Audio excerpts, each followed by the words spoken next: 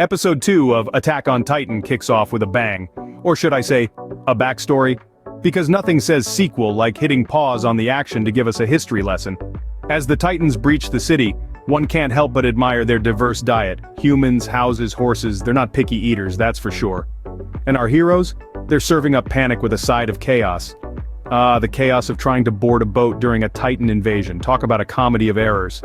It's like a game of musical chairs, except instead of fighting over seats, you're fighting for your life. Meanwhile, the panic levels are reaching peak absurdity. People are shoving, elbowing, and trampling each other like it's Black Friday at the Titan-themed department store. Forget women and children first. It's every person for themselves. Survival of the most elbowy. But of course, leave it to the armored Titan to crash the party like a Titan-sized bull in a china shop. I mean, who needs subtlety when you can just plow through a gate like it's made of cardboard? As the gate crumbles under the Titan's mighty charge, you can almost hear the collective groan of the engineers who spent weeks designing and reinforcing it.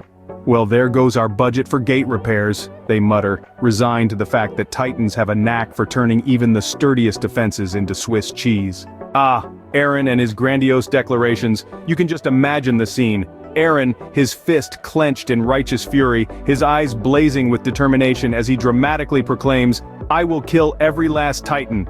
Cue the dramatic music and slow-motion camera angles, because apparently this is the part where we're supposed to take him seriously.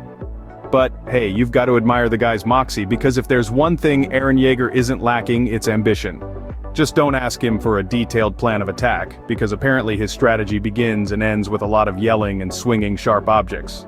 The age-old solution to food shortages: send the refugees to reclaim Wall Maria, because nothing says problem-solving like throwing people into the jaws of giant man-eating monsters. You can just picture the brainstorming session. Gentlemen, we're running low on food supplies, any ideas? And then from the back of the room, someone pipes up with, "Why don't we send the refugees to reclaim Wall Maria? What could go wrong?" Cue the crickets chirping and the awkward coughs, because apparently sarcasm isn't part of the military handbook. And thus ends episode 2 of Attack on Titan, with our trio, Eren, Mikasa, and Armin ready to take on the world, or at least whatever's left of it after the Titan buffet. As they stand there, faces set with determination and eyes gleaming with ambition, you can't help but wonder what's going through their minds. Yes, thinks Eren, I will become the greatest Titan slayer the world has ever seen.